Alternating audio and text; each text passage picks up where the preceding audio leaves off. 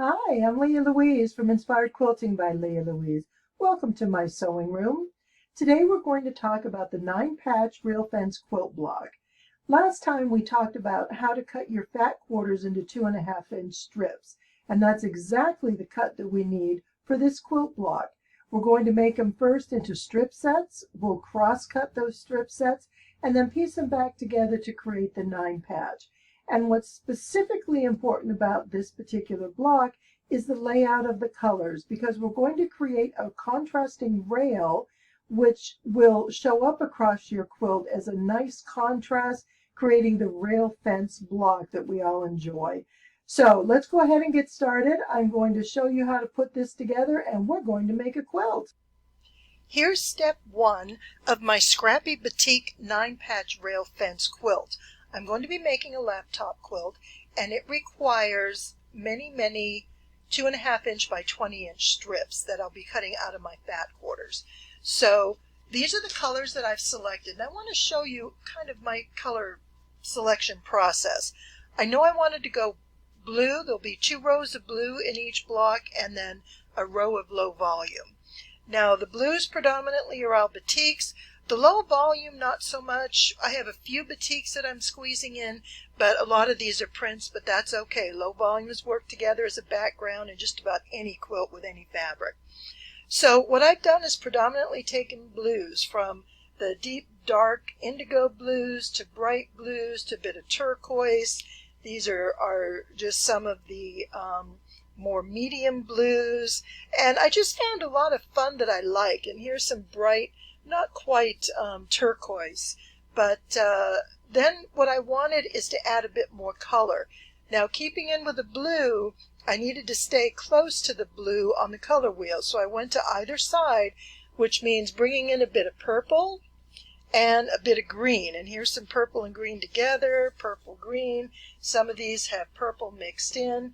So that's going to bring a lot more interest to the quilt, as will the contrast in the prints. We've got really bold, big graphics and tiny dots. And again, see these kind of medium graphics, there's dots, there's some serious contrast, here's just some fun blue and green, some leafy bamboo, which is good.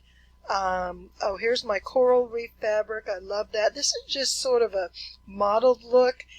These are the darkers. Here's some great coral that I like. You can tell I love the beach and sea fabrics. Some butterflies, some leaves, more bamboo.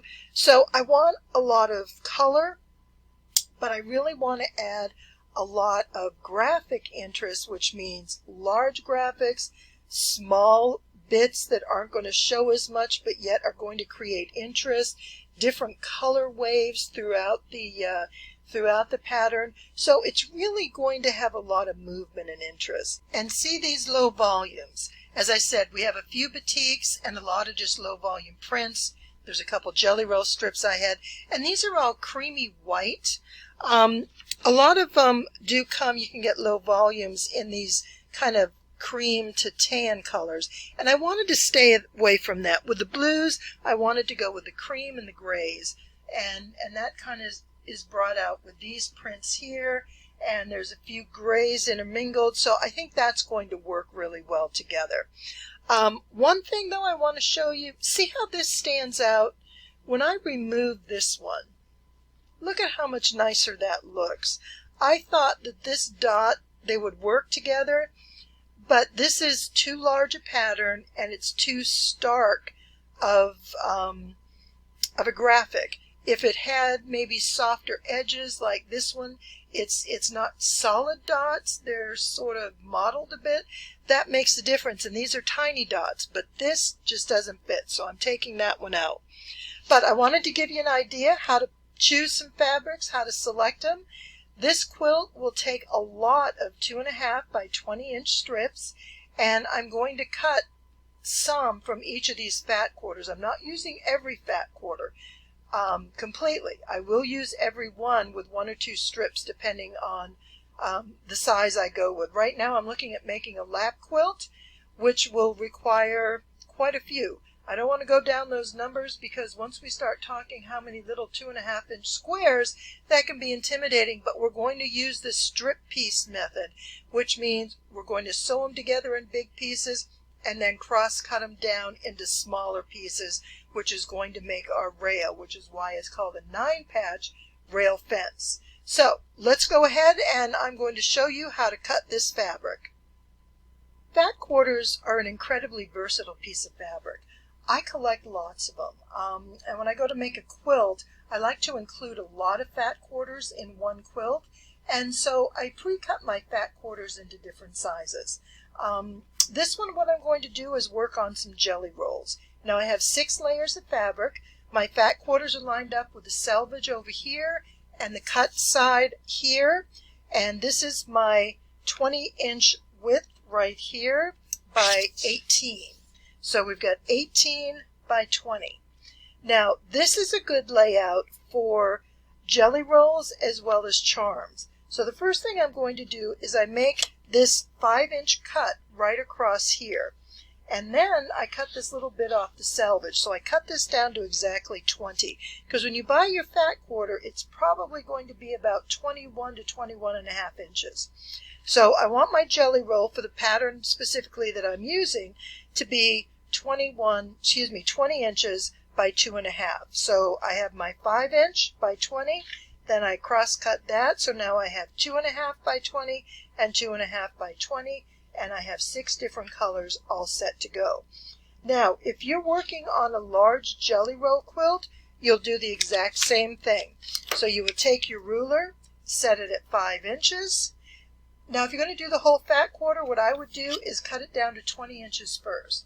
So cut it here at 20, and then do your 5 inches, and then cut at 2.5.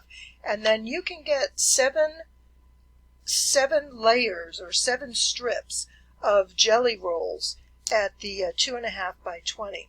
Now the reason I cut this piece off is to cut the selvage, and then I trim the selvage off, is I get these little strips, and I do a lot of little tiny piece quilting where I'll put little bits together, and sometimes it's kind of fun to have these aside.